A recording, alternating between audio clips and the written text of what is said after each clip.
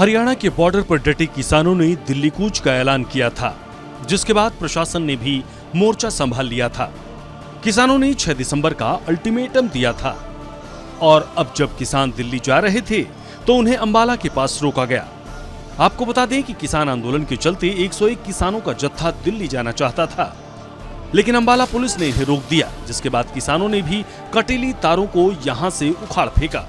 इस दौरान सुरक्षा कर्मियों ने टीयर गैस का इस्तेमाल किया, जिसमें 5 से 6 लोग घायल हो गए, जिसके बाद किसान नेता सरवन सिंह पंढेर ने किसानों के जत्थे को वापस बुला लिया। यानी किसानों का दिल्ली कूच का प्लान एक दिन के लिए स्थगित हो गया। अब इन 3 तस्वीरों को देखिए, जिसमें आंदोलन की राह पर किसान आपको नजर आएंगे। वहीं शंभू बॉर्डर पर लगातार किसान पहुंच रहे हैं। आंदोलन उग्र न हो, लिहाजा प्रशासन ने अंबाला बॉर्डर को सील कर दिया। इस दौरान एहतियातन प्रशासन ने किसानों के आंदोलन के चलते इंटरनेट सेवा बंद कर दी। अंबाला में इंटरनेट सेवा को बंद कर दिया गया। डंगदेहरी, लोहगढ़, मानकपुर, डडियाना, बारीघेर में भी इंटरनेट सेवा को बंद किया गया। वहीं लहर्स, कालूमाजरा, देवीनगर, सद्दोपुर, सुल्तानपुर में भी इंटरनेट सेवा को बंद किया गया। काकरू के क्षेत्र में भी बंद रहेगी अब इंटरनेट सेवा। आज से 9 दिसंबर तक 3 दिन के लिए बंद रहेगी पूरी तरह से इंटरनेट सेवा। कुछ किसान शंभू सीमा से हरियाणा की ओर लगाए गए बैरिकेड्स के पास पहुंच गए थे, लिहाजा सुरक्षा कर्मियों ने आंसू गैस का इस्तेमाल किया था। इस पूरे मामले पर किसान नेता ने क्या कुछ कहा, सुनिए। देखिए, घायल हुए हैं लीडर सारे।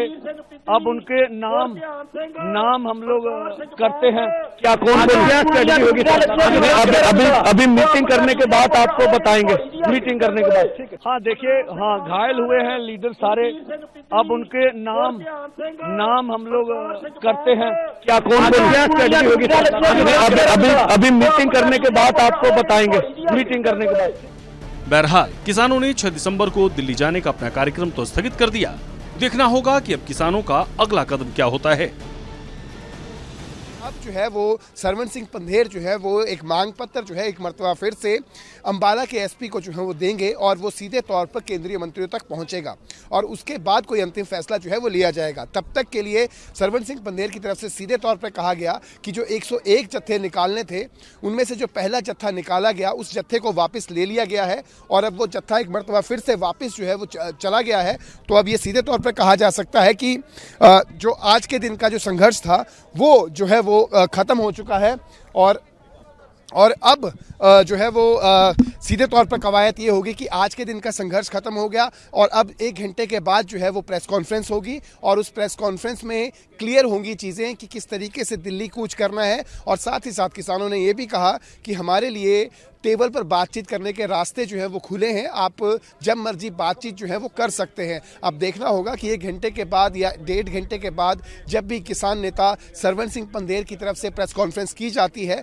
उस प्रेस कॉन्फ्रेंस में क्या कुछ फैसला जो है वो लिया जाता है, क्योंकि उन्होंने कहा कि फोरम के साथ बैठेंगे, सभी किसानों के साथ बैठेंगे, बैठकर बातचीत की जाएगी, बातचीत के बाद किसी अंतिम फैसले पर जो है वो पहुंचा जाएगा। लेकिन हमारा जो दिल्ली कूच की जो कॉल है वो बदस्तूर जारी रहेगी। फिलहाल देखना दिलचस्प रहेगा कि किस तरीके की कॉल जो है वो किसान नेताओं की तरफ से ली जाती है और क्या दिल्ली कूच करने के लिए किसान जो है वो कल के दिन का वेट करेंगे या फिर आज जो है वो केंद्रीय मंत्रियों के साथ जो है वो बैठक जो है वो आयोजित चंडीगढ़ के अंदर होती है या फिर नहीं।